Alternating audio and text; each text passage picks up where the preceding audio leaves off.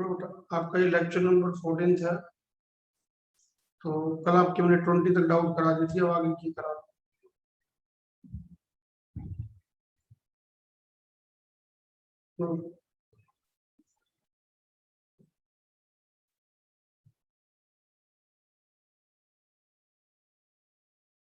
पर 20 तक हो गई थी।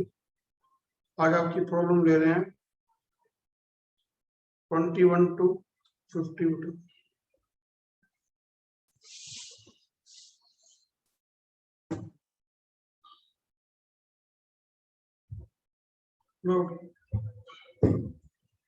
क्वेश्चन नंबर है, सबसे पहले आपने 20 सेकंड लिखवाया। 20 सेकंड है, तो locus of the jet satisfy the inequality. Locus बताना है, locus of jet if log Z minus 1 base है 0.3 बड़ा होना चाहिए log Z minus aorta base है 0.3। तो जेड का रास्ता बताओ। Locus of Z is satisfy this inequality. Find locus of Z, तेरे जेड का रास्ता बताओ। Find locus of Z if ये दे रखा है, तो ऑप्शंस ये दे रखी हैं। क्या x plus y less than 0 है? क्या x plus y greater than 0 है? क्या x minus y greater than 0 है? क्या x minus y less than 0 है? ये दे रखा है। हाँ, ये मोड दे रखे है बेटा, mod Z minus 1 mod Z minus iota, ये दे रखा है। लॉग के अंदर क्या होता है बेटा? लॉग होता है जैसे आप 2 की पावर 3 करते हो, 8 आ जाता है, ये कहलाती है एक्सपोनेंशियल फॉर्म, पीएफ फॉर्म ये होती है। लॉगरिथमिक फॉर्म क्या होती है? log 8 बेस 2 बराबर 3, ये कहलाती है एलएफ फॉर्म। एलएफ ये होती है, एलएफ कब होता है? Logarithmic form. तो लॉग दो तरह का होता है। लॉग का हम जैसे ग्राफ बनाते हैं ना, एक तो लॉग होता है बेस 1 से बड़ा हो, मतलब लॉग के अंदर बेस 1 से छोटा हो। लॉग का ग्राफ दो तरह का होता है।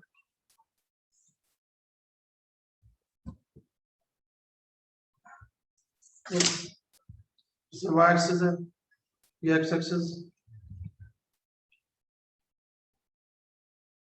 यदि log x के अंदर बेस 0 और 1 के बीच में हो, और एक होता है 1 से बड़ा हो, तो ये ग्राफ बनता है log x का।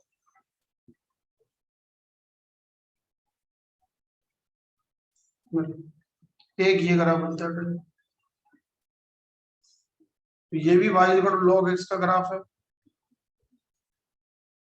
बेस है, और ये भी y log x का ग्राफ। फर्क है थोड़ा सा, जो पहले वाला ग्राफ है यहाँ पर a जो है ना बेटा 1 से बड़ा होता है बेस, और यहाँ पे बेस 0 और 1 के बीच में होता है। तो दूसरे वाले ग्राफ में देखो, हमारे पास बेस 1 से कम है, तो बड़ी पे छोटे आई आ रही है, छोटे में बड़ी आ रही है। तो अब यहाँ पे हेयर बेस कितना, देखो हेयर बेस है उसका 0.3, बेस है 0.3, इसलिए ग्राफ बनेगा सेकंड वाला। इसका वाला ग्राफ कौन सा बनेगा? सेकंड वाला। सेकंड वाले ग्राफ को देख के आप क्या कहोगे? ये तो कम पे ज्यादा आता है, ज्यादा पे कम आता है, इसलिए मैं अभी क्या कहेंगे, जेड माइनस 1 का जो मोड है लॉग जेड माइनस योटा का बड़ा उल्टा हो जाएगा, तो ये छोटा हो जाएगा जेड माइनस योटा का मोड से। अब इसके अंदर वैल्यू भर दो बेटा, वैल्यू भरोगे तो जेड की वैल्यू भर दो। जेड कितना है हमारे पास? Z Z X plus iota बन कितना बन जाएगा सारा? ये X minus 1 plus iota by सारे का मोड प्लस एन हो जाएगा, एक्स प्लस आयोटा कॉमन ले लो, y माइनस 1 का मोड यार, ये चीज से छोटी आ गई। मॉड कैसे लिखते हैं? रियल का स्क्वायर, x माइनस 1 का स्क्वायर y का square under the root, plus then आ जाएगा x का स्क्वायर y माइनस 1 का square, squaring both side, x square y square सब कट गए, 1 से 1 पे कट गया तो माइनस 2x, यहाँ पे बचा माइनस का 2x और प्लस देन हो जाएगा, उधर बचेगा माइनस का 2y, उधर ले लेफ्ट से right, y minus x plus than 0 आ गया, ये आंसर आ गया। अब आप ऑप्शन देखोगे यही तो काम कर रही है, y minus x less than 0 या माइनस कॉमन लोगे तो x minus y greater than 0 आ गया। अब इसमें समझने की सिर्फ बात एक ही है कि लॉग में बेस 1 से कम हो जाए, छोटे का लॉग बड़ा होता है, बड़े का लॉग छोटा होता है। यानी कि जैसे 47 बड़ा है 25 से, मान लो तो log 47 जो आएगा ना बेटा, log 25 आएगा, बेस मान लो 0.3 है तो ये बड़ा हो जाएगा, उल्टा बड़ा होता है। हाँ लेकिन मान लो उल्टा चलता हूं मैं इसके अंदर, ये लो मान लो मैंने कहा 47 बड़ा है 25 से, और log मान लो 47 है, log 25 है, और बेस मान लो 3 है, बेस 3 है, तो बड़े का बड़ा log होगा। यानी कि बड़े का log बड़ा हो जाता है कब? यदि आप बेस को 1 से बड़ा लेते हैं बेटा, बेस 1 से बड़ा लोगे तो बड़े का log बड़ा होता है, छोटे का छोटा होता है। और बेस यदि आपने 1 से छोटा ले लिया 0 और 1 के बीच में तो उल्ट जाएगी बात, छोटे का बड़ा हो जाता है, बड़े का छोटा। तो ये का बहुत इंपॉर्टेंट क्वेश्चन में आता है बेटा, इस टाइप के IIT में आ चुका है।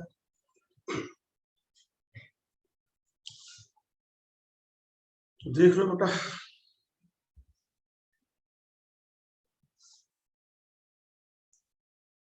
अब लो इसके बाद है बेटा 24, 23 नहीं करा बेटा, मुश्किल है, 23 करवा, 23 है z1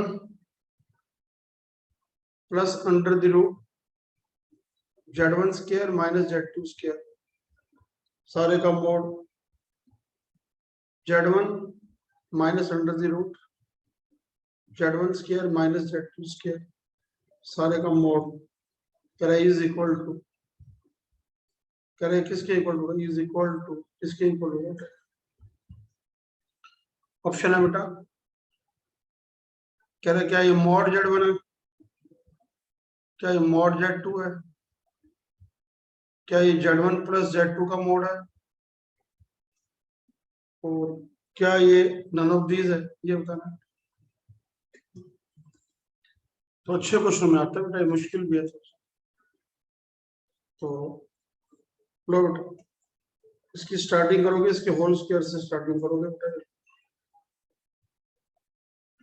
z1 plus under root इसके होल स्क्वायर से स्टार्टिंग करोगे, z1 square minus z2 square का मोड प्लस अगला लोगे z1 माइनस अंडर रूट, इसी के स्क्वायर से स्टार्ट करोगे,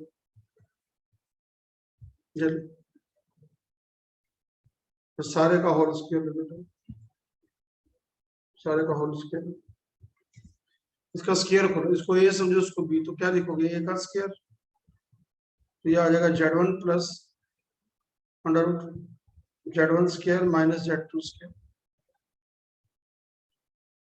फिर b का square z1 minus under root z1 square z2 square, ये आ गया बेटा, यानी कि a स्क्वायर b स्क्वायर, ये आ गया, ये आ गया, फिर 2ab 2 into A z1 plus under root z1 square minus z2 square and z1 minus under root z1 square minus में z2 स्क्वायर, यानी कि मैंने क्या किया बेटा, a square b square 2ab। अब आप पीछे एक प्रॉपर्टी कर चुके हो बेटा,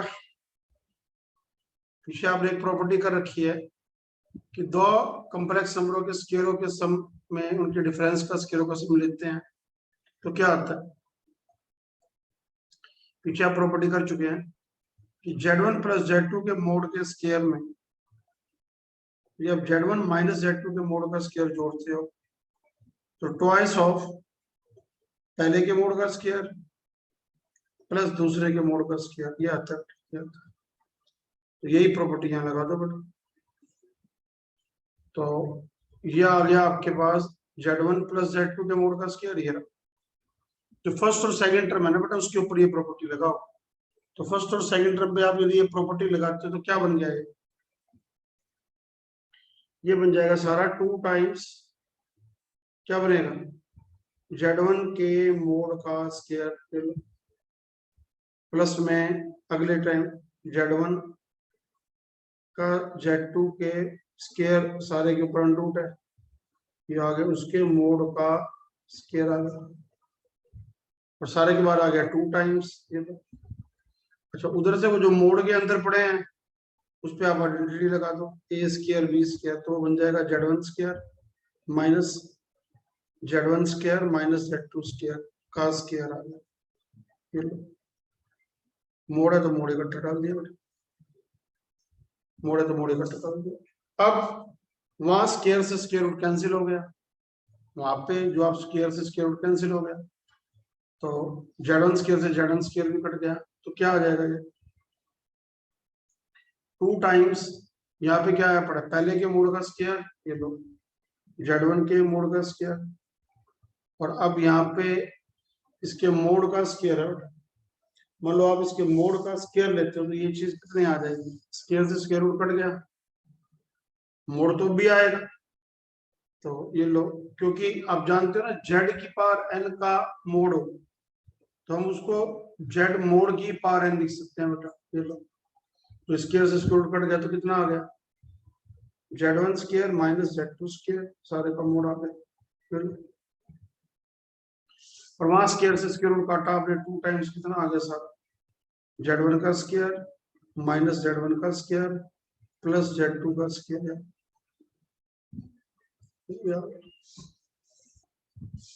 अब वो Z1 से Z1 कट गया बेटा यहां से ये दोनों कैंसिल हो गए ये कैंसिल हो गए तो सारा क्या बच गया बेटा आप लोगों के पास ये बच गया 2 टाइम्स Z1 के मोड का स्केयर Z2 के मोड का स्केयर 2 टाइम्स तो 2 टाइम्स आ गया फिर Z1 का स्केयर माइनस Z2 का स्केयर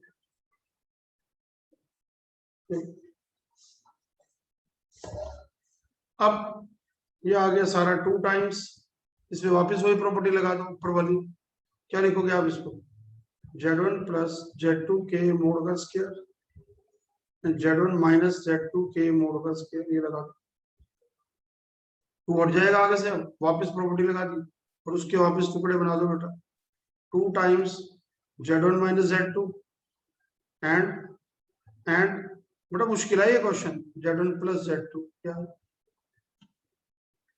अब ये सारा क्या बन गया थोड़ा ध्यान से देखोगे ये बन गया Z1 प्लस Z2 के मॉड और Z1 माइनस Z2 के मॉड का होल स्क्वायर आ गया बेटा से अब स्क्वायर से स्क्वायर रूट कट गया स्क्वायर से स्क्वायर रूट कटने का फाइनली कितना आ गया Z1 स्क्वायर माइनस में प्लस में ये आ गया Z1 का स्क्वायर माइनस Z2 स्क्वायर का मोड प्लस में Z1 minus Z1 square minus Z2 square तो सारा किसके इक्वल आ गया सब फाइनली आ गया Z1 प्लस Z2 का mod and Z1 minus Z2 का मॉड स्क्वायर से स्क्वायर रूट काट अब आपका ये किसी ऑप्शन में मैच नहीं करना तो आंसर क्या दोगे नन ऑफ दिस या नन ऑफ दिस क्या तो आप लोगों ने डाउट लिखवाई नहीं थी बेटा ये मुश्किल क्वेश्चन में आता है इसको बैठ के देख लो 1 मिनट लगा लो मुश्किल है ये आसान नहीं है बेटा होगा नहीं आपसे करो बेटा इसको देखो 1 मिनट लगाओ इसको बेटा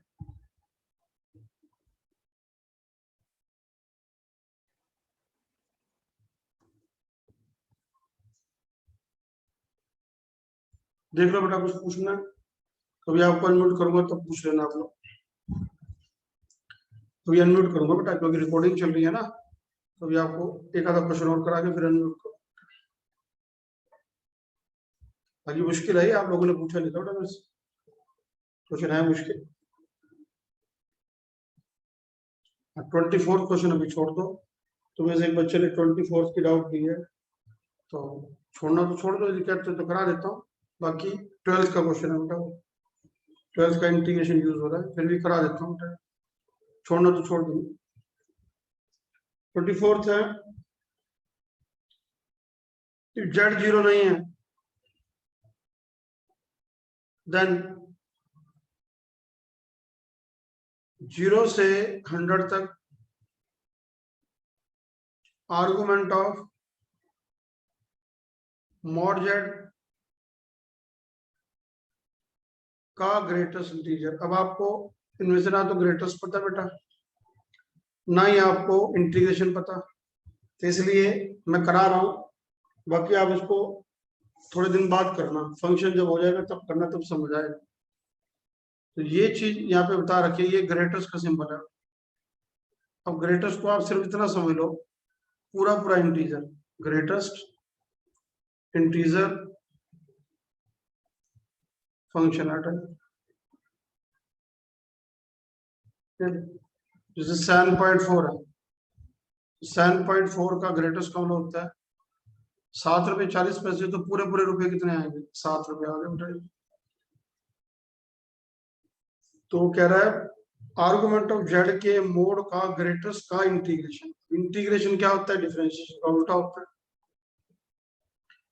तो अभी आपको वही समझ आएगी नहीं, पर मैं रफली कर देता हूँ, तुम्हें थोड़ा बहुत कर रखा हो, नहीं तो एक मंथ के बाद इस क्वेश्चन को करना पड़ेगा। 0, 10, 100 और नॉट डिफाइंड, फिर क्या आएगा? ठीक, अब देखो मॉड जेड है, मॉड जेड एक रियल नंबर होता है,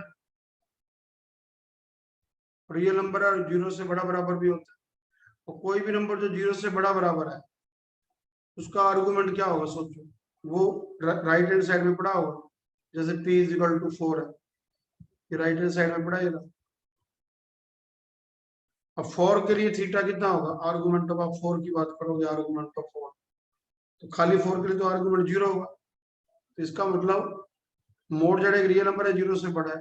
तो मान लो मैंने लेट ये मान लिया कि मॉड जेड 4 है, और 4 का आर्गुमेंट तो 0 है, तो इसका मतलब भरना बेटा इसके अंदर, इसकी वैल्यू ऊपर सेंड कर दो बेटा, इसके यहाँ आई आई होता है इंटीग्रेशन। तो क्या बन गया सारा?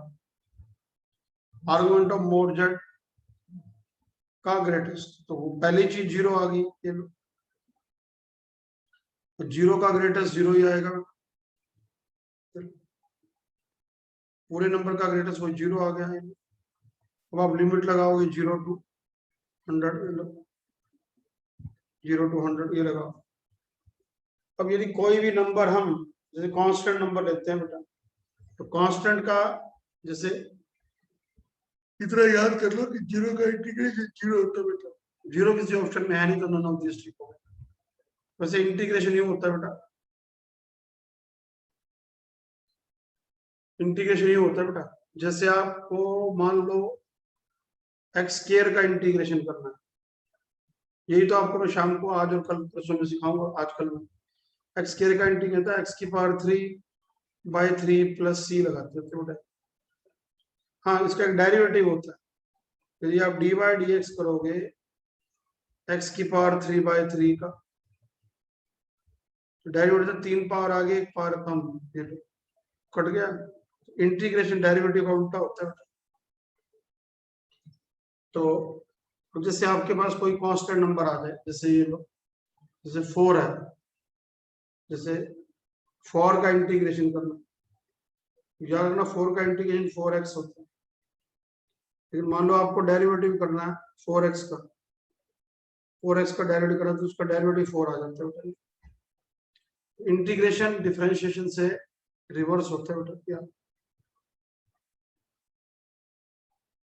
तो अब आपको ये समझ आ गया तो ठीक है, नहीं आया तो कोई बात नहीं बेटा, एक मंथ के बाद समझ आएगा, अभी नहीं समझ आएगा, एक मंथ के बाद समझ आ जाएगा बेटा। नेक्स्ट लो, 25th है बेटा। 25th centre of the square बताओ एबीसी। कह रहा है the centre of square ABCD, एक स्क्वायर एबीसीडी है, is at z is equal to 0 पे। तो कहता है if A have affix, A का अफिक्स z1 है, देन सेंट्राइड बताओ बेटा क्या आएगा। Then centroid of triangle ABC बताओ। फिर सुन लो क्या कह रहा है। ये कह रहा है एक स्क्वायर है, एक स्क्वायर है हमारे पास, और उसका जो सेंटर है वो हमारे पास ओरिजिन पे है बेटा, उसका सेंटर ओरिजिन पे बेटा।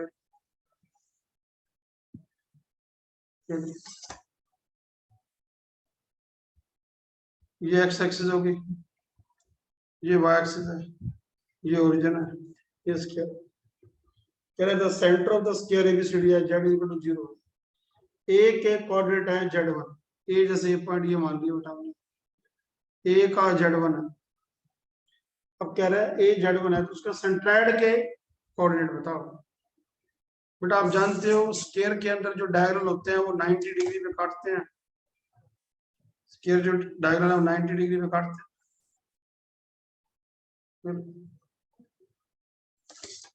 स्क्वायर के डायगोनल है वो 90 पे, तो यदि ये वाला एंगल 90 डिग्री है तो ये 90 है, फिर ये भी 90 डिग्री है, ये भी 90 डिग्री है, ये भी 90 डिग्री है। अब यदि ए z1 है सोचो, तो बी जो मिला हुआ है वो 90 घूम के मिला हुआ है। याद है किसी कम्प्लेक्स नंबर को 90 घुमाते हैं तो उसके साथ अयोटा मल्टीप्लाई कर देता है, तो अयोटा z1 हो गया। अब जो सी मिला हुआ है फिर अयोटा, तो ये आ जाएगा अयोटा स्क्वायर z1 आ गया। जो डी मिला हुआ है फिर अयोटा, तो ये अयोटा क्यूब z1 हो गया। अब ये हमें पता नहीं कि घुमा एंटी क्लॉक रखा है क्या है, क्लॉक घुमा, तो यहाँ पे हेयर हुई रोटेट क्या है बेटा, हेयर हुई रोटेट एंटी क्लॉक। यदि हम एंटी क्लॉक रोटेट करते हैं तो ये फिगर बनेगा, और यदि हम क्लॉक रोटेट करेंगे तो क्या फिगर बनेगा सोचो। यदि ए के बाद पहले डी आया हो, क्योंकि उसने तो ये कहा है सेंटर उसका ओरिजिन पर है और ए फिक्स z1 है, और सेंट्राइड ऑफ ट्रायंगल एबीसी बताओ।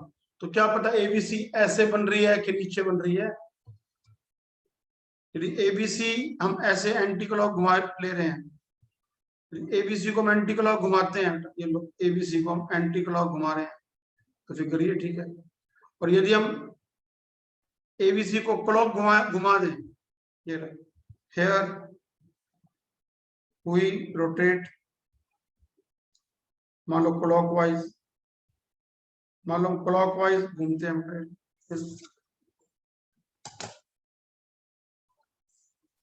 मान लो फिगर में ये वर्बली क्वेश्चन है बेटा।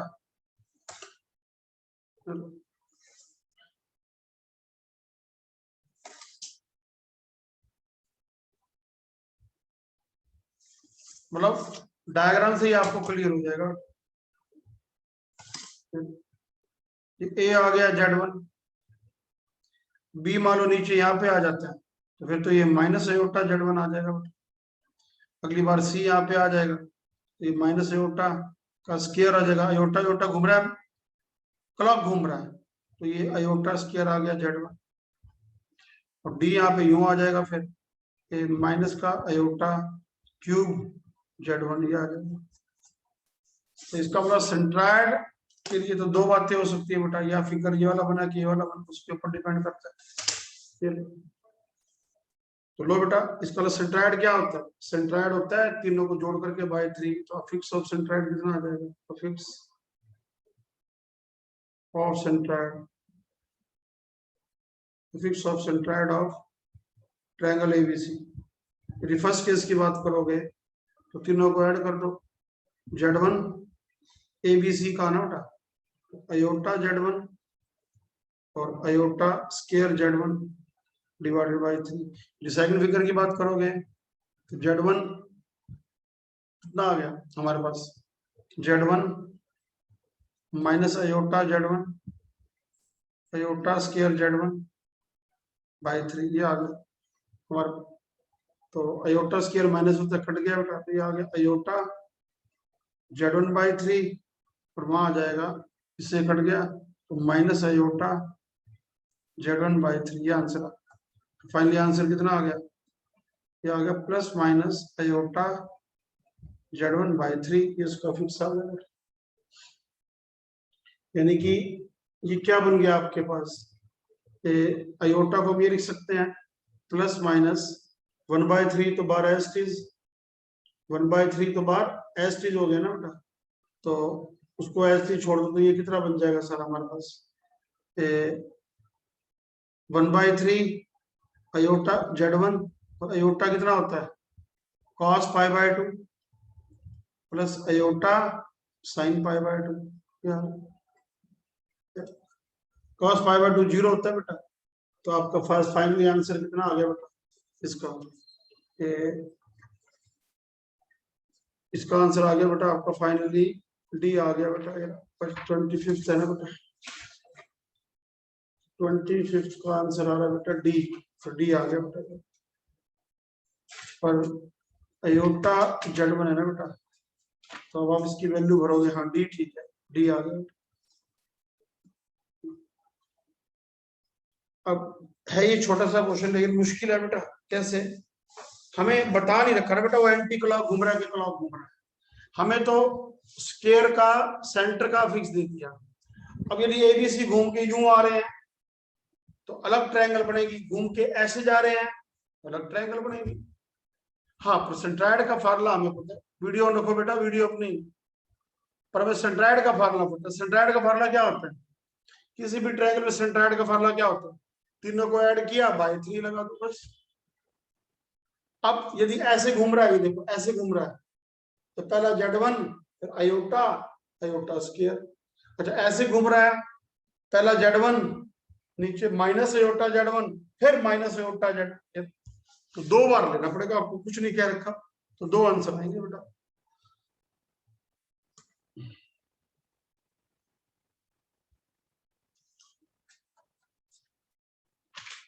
इसके बाद है बेटा 27, ये नहीं कराऊंगा, अपने आप कर लेना बेटा, कुछ है तो सही नहीं बेटा। 26 मुश्किल है, 26 आपने कराया नहीं, 26 कर लो बेटा। 27 तो आसान है बेटा, और 27 के बाद 29 भी आसान है, 30 करा देता हूँ बेटा। तुमने 28 भी लिखा दिया 28 तो एनसीईआरटी से भी नीचे का क्वेश्चन है 28, बेवकूफो। 26 देखो, तेरा पॉइंट ऑफ इंटरसेक्शन बताओ, पॉइंट ऑफ इंटरसेक्शन बताओ, किसका point of intersection of the curves, किसका, argument of Z minus 3 aorta equal to 3 pi by 4, and argument of 2Z plus 1 minus में 2 aorta is equal to pi by 4 है, ये दे रखा है। कह रहे the point of intersection the curve, 2 curve दे रखी है, Z minus 3 aorta, सारे का आर्गुमेंट 3 pi by 4 है, फिर argument of 2Z plus 1 minus 2 aorta pi by 4 है, इसका 2 कर्व कहाँ काट रही है वो निकालना। तो ऑप्शन है पहली 3 plus 9 aorta बाय 4, फिर है 3 minus 9 aorta by 4 and 3 plus 2 aorta by 2, या नो पॉइंट, ठीक है। अब ये इतना अच्छा क्वेश्चन है आप लोगों ने लिखवाया नहीं, ये मोस्ट इंपोर्टेंट क्वेश्चन है। चलो बेटा, point of intersection of the two curve, ये कर्व कैसे है देखो, आप जेड की वैल्यू भर दो ना, पुट जेड को भर दो x प्लस एओटा वाई, ये भर दो इसके अंदर, क्या आ जाएगा x plus iota y minus में 3 एओटा इस सारे का आर्गुमेंट इक्वल टू 3π/4। रियल इकट्ठे करना बेटा, x plus iota common y-3 इस सारे का आर्गुमेंट है 3π/4। फिर आर्गुमेंट क्या होता है, tangent inverse b by a तो y-3/x इक्वल टू 3π/4।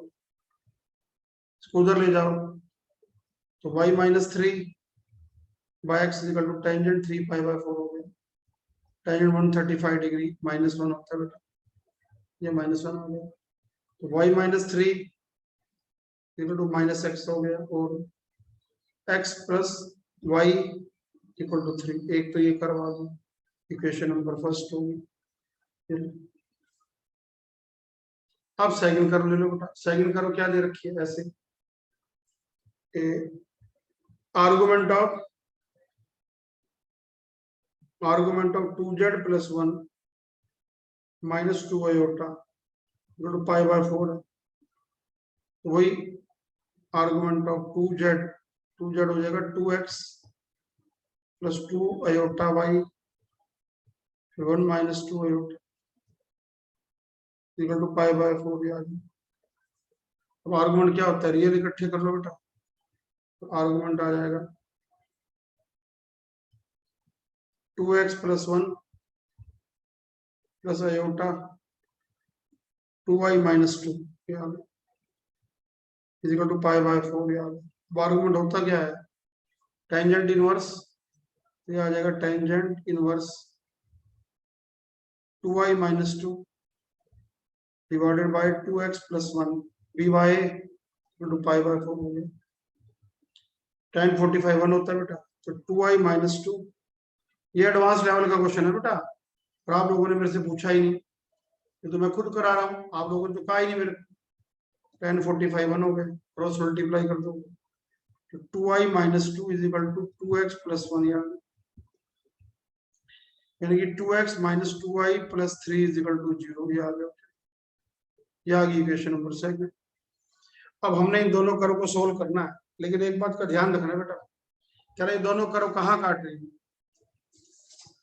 तो एक तो होगी बेटा ये x - y इक्वल टू -3/2, ये इक्वेशन नंबर सेकंड होगी बेटा। ये एक फर्स्ट है, दोनों का स्ट्रेट लाइन है, स्ट्रेट लाइन का ग्राफ बना दो बेटा। तो स्ट्रेट लाइन का ग्राफ क्या बनेगा, ये आ गया, ये y एक्सिस x एक्सिस। अब एक लाइन तो क्या आ रही है, x + y = 3, x + y = 3 तो ये लाइन आ गई बेटा,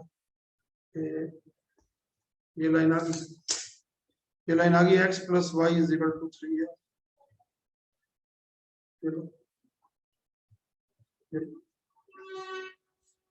दूसरी लाइन है x - y = इसको नीचे ले जाओ तो ये हो जाएगा तेरे पास स्ट्रेट लाइन की इक्वेशन बन गई ना, क्या बन गई है, नीचे ले जाने पर तो x क्या बन जाएगी बेटा, x by -3/2 y by +3/2 = 1। तो x के नीचे माइनस आ रहा है, y के नीचे प्लस आ रहा है, x के साथ माइनस आ रहा है, y के नीचे प्लस आ रहा है, तो क्या बनेगी बेटा,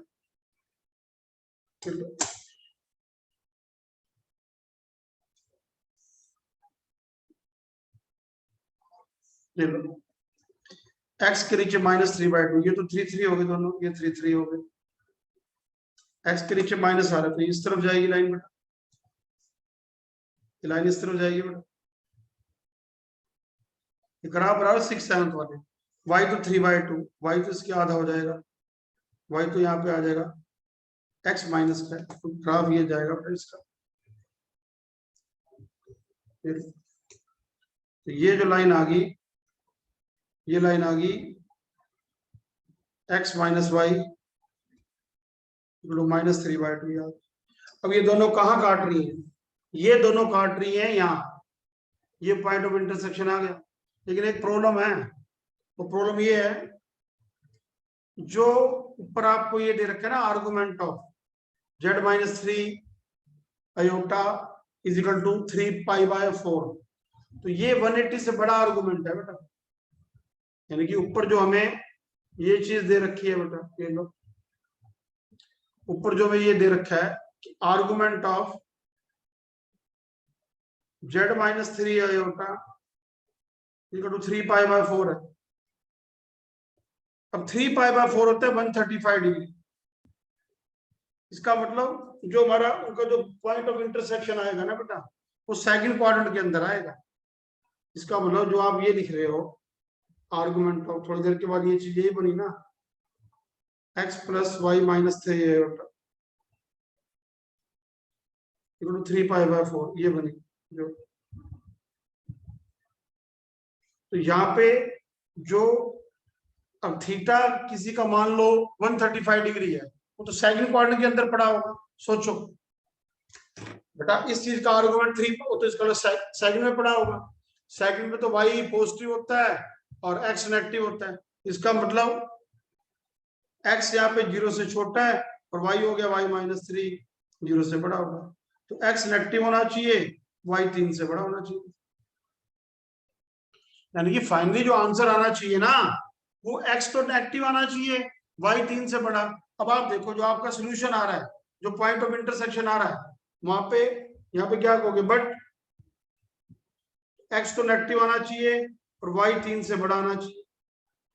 अब x नेगेटिव, y 3 से बड़ा, बट हेयर क्या है बेटा, but here point of intersection lies कहाँ है, पॉइंट ऑफ इंटरसेक्शन लाइज है, but here point of intersection lies है, लाइज इन फर्स्ट क्वाड्रेंट है, पहले क्वाड्रेंट के अंदर पड़ा है। इसलिए हम यहाँ पे क्या कहेंगे, x नेगेटिव है, y पॉजिटिव है, तो इसका मतलब क्या आ गया, therefore point of intersection lies in second quadrant के अंदर आ गया, but here point of intersection lies in first quadrant है, ये लो। इसलिए हम यहाँ पे क्या कहेंगे, तो no point of intersection, no point of, ये दोनों कर्व काटेंगे नहीं, ये आंसर आएगा। मतलब यहाँ पे जो कर्व काट रही है बेटा, यहाँ जो कर्व काट रही है उसके हिसाब से तो लग रहा है आंसर आ गया, लेकिन ऊपर जो थीटा दे रखा है उसके हिसाब से क्या लग रहा है कि हमारे पास ये जो लाइनें हैं ये काटेगी नहीं, काटेगी तो थर्ड में काट, सेकंड में काटेगी, पॉइंट लाइन सेकंड में होना चाहिए। तो इसका मतलब क्या है, आंसर आ गया नो पॉइंट ऑफ इंटरसेक्शन। क्या आ गया, ये आपका ना बेटा 1 to 30 के अंदर सबसे मुश्किल क्वेश्चनों के अंदर, और आप लोग इतने अच्छे हो, आपने कुछ पूछा ही नहीं, आपको तो सब आता है बेटा है। ये तो पूछना चाहिए था, ये किससे होता ही नहीं, किसी भी साल बच्चों से नहीं होता, और आप लोगों ने पूछा ही नहीं। लो बेटा 30th क्वेश्चन और करा लो, फिर आपको अनम्यूट करूँ। कह रहे Z1 and Z1 bar represent adjacent, adjacent होता है साथ, एक साथ लगना, आगे से आगे, एडजेसेंट वर्टिसेस है, और adjacent vertices of regular polygon है बेटा, पॉलीगन ऑफ एन साइड, ये आईआईटी में भी आया बेटा, ये आपका question. Regular polygon of n sides है बेटा, साइड्स है। वो सेंटर क्या है, वो सेंटर इज ओरिजिन है बेटा, and if imaginary part of Z1 by real part of Z1, if imaginary part of Z1 by real part of Z1 is equal to √2 - 1 है, then find n। कह रहा है n की value बताओ, n कितना आएगा। ऑप्शन है 8, 16, 24, 32। यानी कि एक हमारे पास पॉलीगन है बेटा, एक ये पॉलीगन बना ली बेटा हमने, फिर और रेगुलर पॉलीगन है, वो सेंटर इज एट ओरिजिन, इसका सेंटर ओरिजिन है। इस टाइप से पॉलीगन बना लिया बेटा हमने।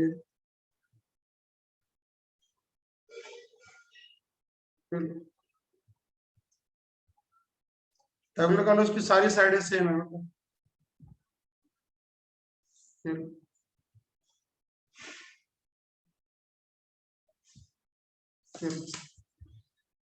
करेक्ट, रेगुलर पॉलीगन बना ली उसकी। जैसे ये पॉइंट हमने मान लिया बेटा ए Z1 है बेटा, और ये बी हो गया बेटा, एडजेसेंट है, ये Z1 का मोड हो गया, और ये उसका सेंटर हो गया बेटा, इन साइड है। तो सारा एंगल होता है 2 पाई, एन साइड है तो ये वाला एंगल कितना आ जाएगा 2 पाई बाय एन, ये आ जाएगा 2 पाई बाय एन, सारा ये 2 पाई बाय एन आ जाएगा। ये ओरिजिन हो गया हमारे पास। कह रहा है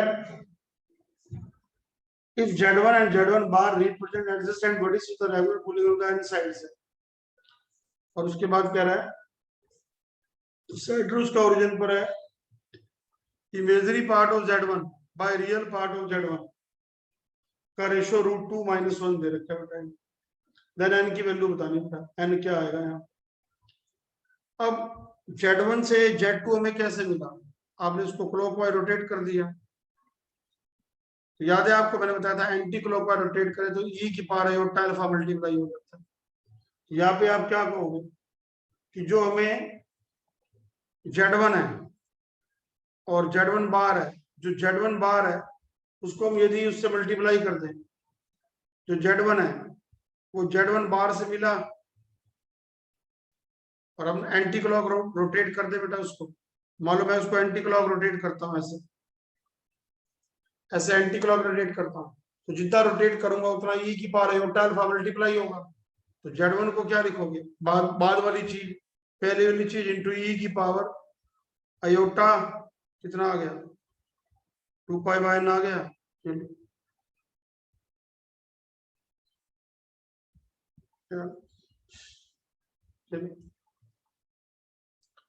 तो भाई Z1 जो है और Z1 बार है, Z1 और Z1 बार आप देख सकते हो दोनों के बीच में एंगल 2 पाई बाय एन है। तो आपको बताया था हम किसी भी कॉम्प्लेक्स नंबर को थीटा रोटेट करते हैं, यदि हम किसी भी कॉम्प्लेक्स नंबर को हम थीटा रोटेट करते हैं तो उसके साथ ई की पावर आयोटा थीटा मल्टीप्लाई हो जाता है।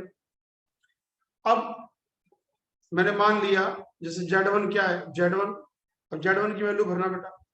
अब यदि Z1 की वैल्यू भर दोगे और Z2 की वैल्यू भरोगे, Z1 भरना, Z1 ये हो गया R1 ई की पावर आयोटा थीटा 1 मान लो, ये लेट Z1 को मान लो आप R1 R cos theta iota sine theta, ये मान लो बेटा, यानी कि Z1 आपने ये मान लो R इंटू ई की पावर आयोटा थीटा, ये मान लो। अब आप इसकी वैल्यू भरना बेटा, तो Z1 की जगह भर दिया हमने R ई की पावर आयोटा थीटा, और यहाँ पर कितना आ जाएगा, उसका बार करोगे कंजुगेट करोगे, कंजुगेट कितना आएगा Z1 का कंजुगेट करोगे तो R कितना आ गया cos theta minus iota sine theta. इसको आप क्या लिख सकते हो Z1 बार R ई की power minus iota theta 1 theta, अब वैल्यू भरना बेटा R ई की पावर माइनस आयोटा थीटा आ गया, और इनटू में ई की power iota 2 pi by n, नहीं था बेटा वो तो मैंने Z1 की वैल्यू भर दी ना बेटा, R से R तो कट गया, ई की पावर आयोटा थीटा लेफ्ट से राइट आ गया, तो ई की पावर कितना आ गया 2 आयोटा थीटा, और वहां पे कितना आ जाएगा ई की power iota 2 pi by n. Base से मैं पावर को कंपेयर करोगे 2 से 2 कट गया, आयोटा से आयोटा कट गया, थीटा कितना आ गया पाई बाय एन आ गया। इसका मतलब जो पहले वाला कॉम्प्लेक्स नंबर है उसका आर्गुमेंट आ गया कितना theta equal to pi by n, ये आ गया। अच्छा, अब उधर से अकॉर्डिंग टू क्वेश्चन क्या दे रखा है आपको, according to question imaginary part of Z1 का इमेजरी पार्ट होता है R साइन थीटा, ये लो, बाय में रियल पार्ट ऑफ Z1 का real part R cos theta, उनका रेशियो दे रखा है √2 - 1, यानी कि tan थीटा की वैल्यू दे दी √2 - 1। अब थीटा पाई बाय n है, इसको यहाँ फिलअप कर देना बेटा, इसको यहाँ फिलअप कर दिया, आईआईटी में आया हुआ है। तो टेंजेंट आ गया पाई बाय n √2 - 1। अब आपको एक याद करनी है वैल्यू, टेंजेंट जो 22.5 डिग्री की वैल्यू होती है ना बेटा, टेंजेंट 22.5 की वैल्यू याद रखना, वो √2 - 1 ही होती है बेटा। तो इसका मतलब 22.5 का मतलब कितना हो गया, π/8 हो गया। तो टेंजेंट π/8 की वैल्यू आ गई √2 - 1 ये आ गई। इससे क्या इंप्लाइज होता है, तो दिस इंप्लाइज n कितना आ गया, 8 आ गया बेटा। अब आप इसको रीड करो, बहुत हाई लेवल का क्वेश्चन है बेटा, ये नॉर्मल क्वेश्चन नहीं है बेटा। तो ये आपको इस टाइप का क्वेश्चन पूरे सिलेबस में कम से कम 3-4 बार करने को मिलेगा, ये नहीं कि यहाँ आया। अभी इस टाइप का क्वेश्चन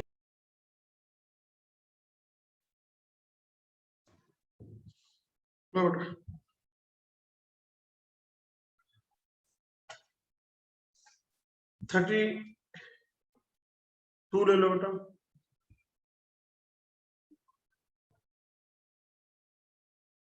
32 है बेटा, x1 लेस देन x2 है और ये ग्रेटर देन 0 है, और y1 इक्वल टू y2 है, और z1 है x1 प्लस अयोटा y1 है, और z2 है x2 प्लस अयोटा y2 है, और z3 है, z3 दे दिया z1 प्लस z2 बाय 2 है। कह रहे z1 z2 z3 किसको सेटिस्फाई करेंगे, z1 z2 z3 सेटिस्फाई किसको, ये 4 ऑप्शन दे दी बेटा। पहली है क्या z1 का मोड z2 का मोड और z3 का मोड सेम है, अरे क्या z1 z2 z3 का मोड सेम है, पहली ऑप्शन तो ये है।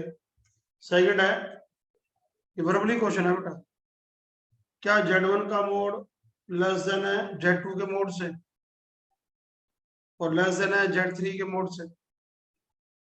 फिर है क्या z1 का मोड बड़ा है z2 के मोड से और बड़ा है z3 के मोड से। फोर्थ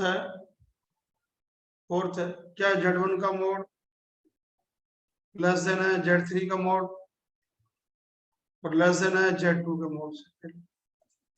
अब ये बात बताओ, तुम्हें दिख तो रहा है x2 x1 से बड़ा है, तो बेटा जब x2 x1 से बड़ा है और y2 y1 के बराबर है, तो इसका मतलब x2 का स्क्वायर और y2 का स्क्वायर का जो अंडर रूट होगा, इसका मतलब इसका अंडर रूट नेचुरली इससे बड़ा आएगा, x1 का स्क्वायर और y1 का स्क्वायर से बड़ा आएगा। ये तो क्या आ गया, z2 का मोड बड़ा आ गया z1 के मोड से। अब z2 का मोड बड़ा आ रहा है z1 के मोड से, ये दो ही ऑप्शनों में है, या तो सेकंड में है या फोर्थ में।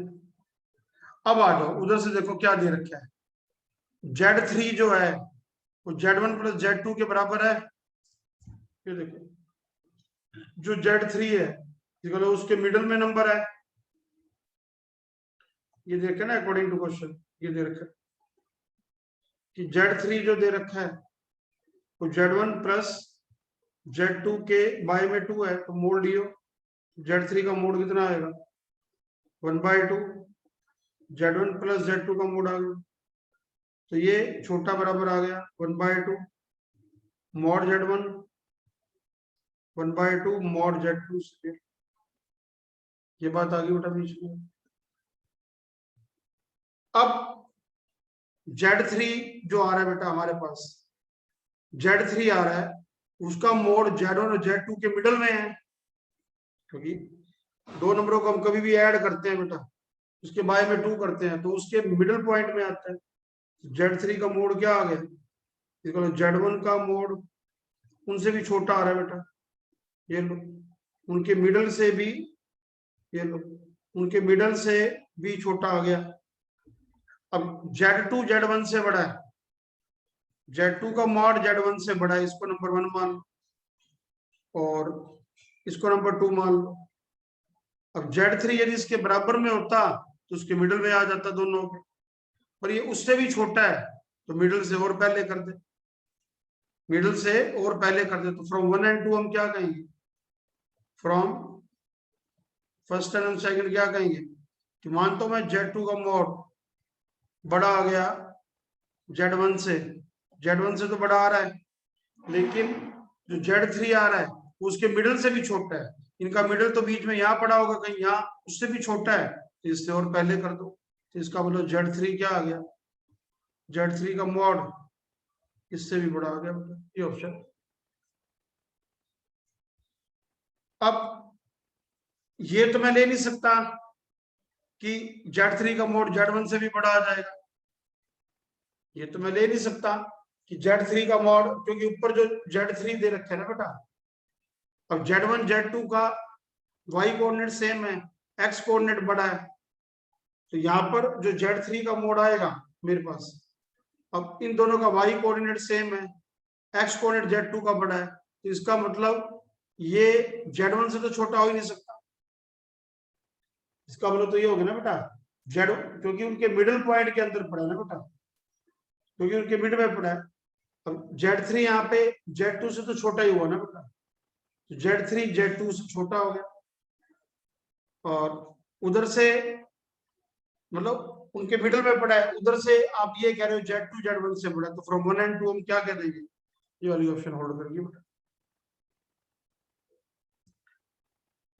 अब 32 के बाद है बेटा 33 नहीं कराऊंगा एनसीईआरटी का, 35 नहीं कराऊंगा एनसीईआरटी, 36 एनसीईआरटी, 37 सीधा 39 पे आ जाओ बेटा। बीच के क्वेश्चन सारे मैंने एनसीईआरटी एलिमेंट में करा रखे हैं बेटा।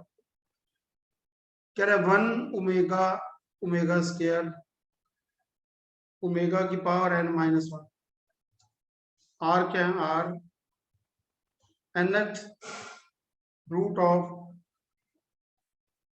ऑफ यूनिटी है, ये दे रखे हैं। देन वैल्यू बताओ, then value of 9 minus omega, ये वो ओमेगा नहीं है बेटा, 9 माइनस ओमेगा स्क्वायर,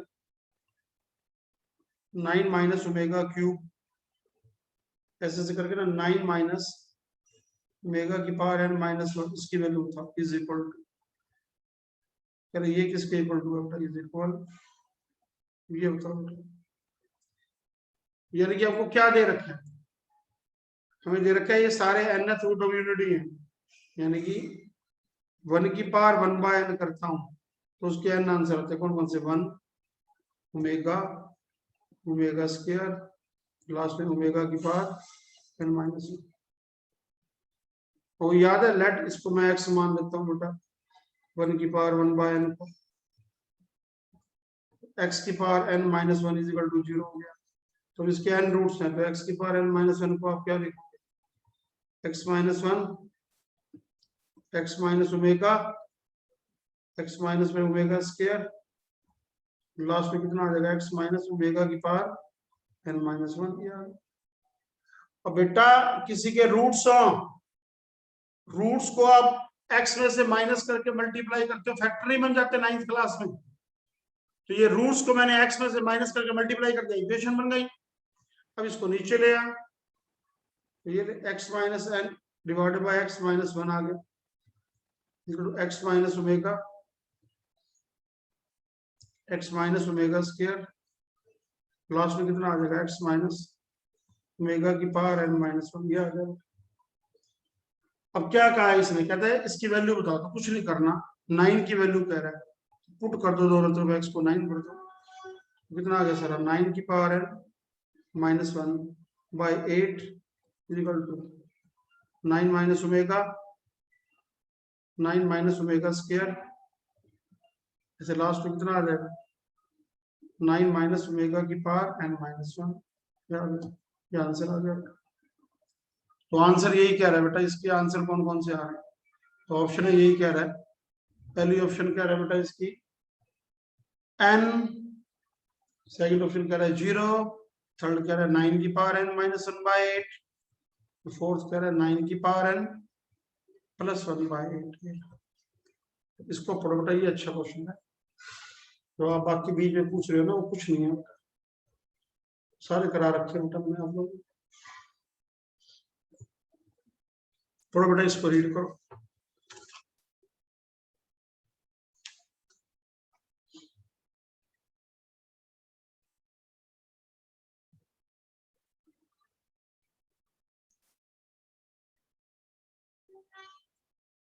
देखो बेटा, कह रही 8 आयोटा जेड क्यूब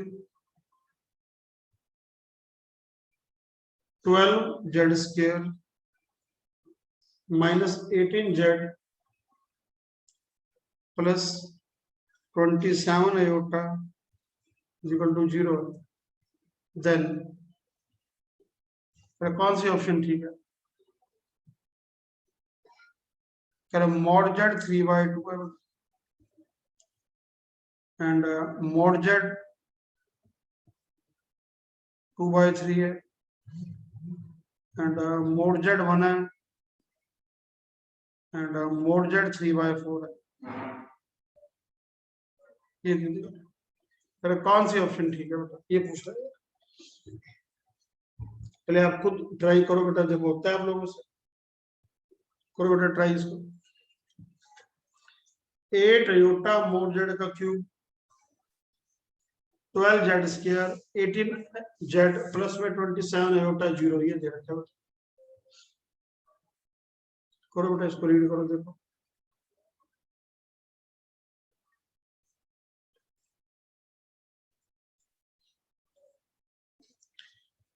अब ये थोड़ा ध्यान से देखोगे तो कुछ बननी चाहिए बेटा इक्वेशन। मतलब मोड जेड आ रहा है 3/2 या 2/3, तो कोई ना कोई ऐसा नंबर इसको सेटिस्फाई करता होना चाहिए, कोई ना कोई ऐसा नंबर इसको सेटिस्फाई करता होना चाहिए।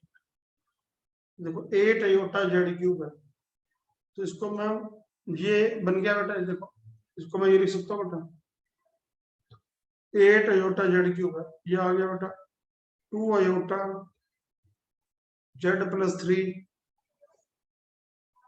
इंटू में 4 z square plus 9 iota, equal to 0 हो गया। मल्टीप्लाई करना कितना आ रहा है? 2 आयोटा जेड, मैंने किससे आईडी लगाया, क्योंकि मोड जेड 3/2 है, तो इसको मल्टीप्लाई करना 2 आयोटा इंटू, तो 8 आयोटा जेड क्यूब, ये आ गया 18 iota Z square, iota square minus 1 आ गया, ठीक है। और ये आ गया 12 जेड स्क्वायर, और ये आ गया 27, इस चीज को हम ये लिख सकते हैं बेटा, ये आ गया। मतलब मैंने किस चीज से ऐड लगाया, मोड जेड 3/2 है, मोड जेड 3/2 है, तो एज ये हमको दे रखा है ना बेटा, as mod z is equal to 3/2 है, तो क्या करो, therefore check by hit and trial, hit and trial से ये चेक करो कि z इज इक्वल टू क्या 3/2 आयोटा या z is equal to minus 3/2 iota, वो सेटिस्फाई करते हैं, ये चेक करो, सेटिस्फाई वो इक्वेशन और नॉट, उसको सेटिस्फाई करते हैं कि नहीं करते। z is equal to minus 3/2 iota satisfy करता है बेटा, ये करेगा, उसको भर के देख लो। तो ये फैक्टर बन गए, अब क्या भरोगे इससे, इधर ये 0 और ये 0 होता है, मैंने बेटा 2 iota z plus 3 is equal to 0 दोगे, तो जेड कितना आ गया हमारे पास, माइनस का 3/2 आयोटा आ गया, और इसको हम क्या z is equal to iota ऊपर जाएगा तो प्लस का 3/2 आयोटा हो गया, तो ये सेटिस्फाई करता है, सॉरी ये नहीं करता। अब आप इसका मोड लेते हो बेटा, यदि आप इसका मोड लेते हो तो ये कितना आ जाएगा, 3/2 का स्क्वायर प्लस 0 का स्क्वायर सारे पे अंडर द रूट ये आ गया, तो सारा आ गया 3/2। तो मोड जेड इक्वल टू आ गया 3/2, ये आंसर।